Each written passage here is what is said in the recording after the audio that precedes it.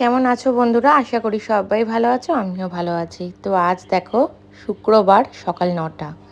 তো এটা আমার 4তলা থেকে আমার ফ্ল্যাটের 4তলা থেকে আমার ভিউটা দেখো। আমাদের ওই পাশটার মিলিটারি ক্যাম্প। তো এই ভিউটা সকালবেলা ফোনে যতটা না ভালো আসছে এমনি খুব সুন্দর আসে। আর এই জায়গাটা এত নোংরা, বারান্দাটা কেন? কারণ আমার পাখির যে দানা বা মিটস্টিক্স আমি ব্যবহার করি, তো সেগুলো কি হয়, নোংরাগুলো খোসাগুলো ওরা অনেক সময় নোংরা করে ফেলে দেয়। এটা আমি ঝাড় দিয়ে রাখি, কিন্তু সারা রাত থাকার পরে ভোরবেলা সব পাখিরা ওই ভেতরে যেইটুখানি দানা থাকে ওগুলো খেতে আসে। চড়ুই পাখি, নানা রকম পাখি আসে খেতে, শালিক পাখি, ঘুঘু। তো ওইটা পুরো ছড়িয়ে দেয় পুরো। তো সকালে আবার ওটাকে আমাকে ঝাড় দিয়ে ঠিকঠাক করে তারপরে ওটাকে নোংরাটা ফেলে দিতে হয়। আর এই যে সকালবেলা যেহেতু ঠান্ডা, ওদের পুরো ঢেকে দিই সমস্ত কিছু। এই যে কম্বলটা হচ্ছে, ছোট কম্বলটা হচ্ছে আমার ছোটো মেয়ের। তো এখন পাখি ঢাকি আমি ছোটো খাঁচাটা উপরে, যেহেতু বাচ্চা আছে ঘটে। আর এই নিচে খাঁচাটার মধ্যেও দুটো পাখির পেটের ডিম, একটা পাখির 4টে ডিম দিয়েছে। ওই যে ঘরটার মধ্যে সাদা কতটা দেখতে পাচ্ছ আমি বুঝতে পারছি না, কিন্তু ওর এই যে বেরোচ্ছে, এই যে বেরোলো, ওনার 4টে ডিম আছে।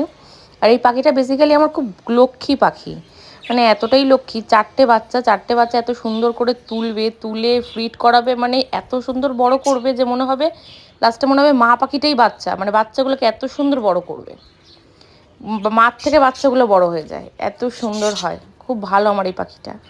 আর এটা আমার শখের একটা জায়গা, আমার বদ্রি পাখি ছোটোবেলা থেকেই শখ। তো ফ্ল্যাটে জায়গা নেই, তবুও আমার শখ বললে যেটা হয় ছোট্ট করে পোষা।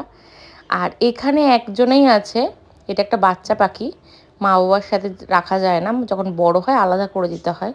তো ওকে আমি আলাদা করে দিয়েছি, ও একাই রয়েছে। ওকে আমি দোকানে দিয়ে আসবো, এক কাকার দোকানে ওকে আমি দিয়ে আসবো, ওখানে অনেক পাখির সাথে ও থাকবে। এটা ছেলে পাখি। আর এটা হচ্ছে আমার কিচেন। তো রান্না বান্না এখনও সেইভাবে কিছু হয়নি, শুধু রুটি তরকারি করেছিলাম, সেটা সকালবেলায় খাওয়া হয়েছে, এখনও কিছু রান্না বান্না হয়নি। তো আবার এই যে রান্না শুরু, মাসি কাটাকুটি করলে পরে আমি এখানে একটু ভোলা মাছ রান্না করব আজকে। কাতলা মাছ আর চিংড়ি মাছ আমি ফ্রিজে ঢুকিয়ে দিয়েছি আগেই। তো এই ভোলা মাছটাই আজকে সমস্ত সবজি দিয়ে রান্না করব, যেহেতু শীতকাল। ধনেপাতা দিয়ে ভোলা মাছ আমার ভীষণই ভালো লাগে খেতে। আর সত্যি কথা বলতে তোমাদের সাথে ব্লগ আমি তো কোনো দিনই শেয়ার করিনি, কোনো দিনই বড় ব্লগ বানাইনি। তো প্রথম এই ব্লগগুলো ছোট ছোট করে আমি দিচ্ছি। তো তোমাদের যদি ভালো লাগে প্লিজ আমাকে কমেন্ট করো। আর হয়তো আমি জানি আমার অনেক ভুল ত্রুটি হচ্ছে, কারণ প্রথম হলে যেটা হয়।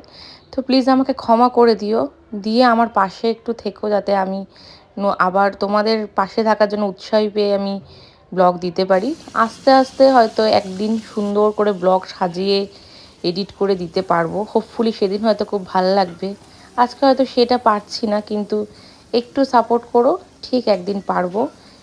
আর ভুল কিছু হলে ক্ষমা করে পাশে থেকো। তো এখানে আমার ভোলা মাছটা আমি সমস্ত কিছু মশলা না, এগুলো সব সবজি, বেগুন, আলু, মূলো, একটু পেঁয়াজকলি দিয়ে এই যে মাছটা আমার হয়ে গেছে, ধনেপাতা দিয়ে নামিয়ে নিয়েছি। আজকে ভোলা মাছটাই রান্না করেছিলাম। আর হচ্ছে পেঁয়াজকলি, আলু একটু ভেজেছি, আর হচ্ছে বেগুন ভেজেছি। আর সকালে রুটি দিয়ে খাওয়ার জন্য একটু তরকারি যেটা ছিল, আলুর তরকারিটা রয়ে গেছে। এখানে সাদা ভাত, উপরে বেগুন ভাজা, পেঁয়াজ। এটা আমার মেয়ের ভাত, ছোটো মেয়ের ভাত, প্রেশারে করে নিই ওর ভাতটা আমি। তো এবার দুপুরবেলা হয়ে গেছে, আর এখানে দুটো রুটি রয়েছে সকালের। তো ওই দুটো রুটিও দুপুরবেলা যে খাবে।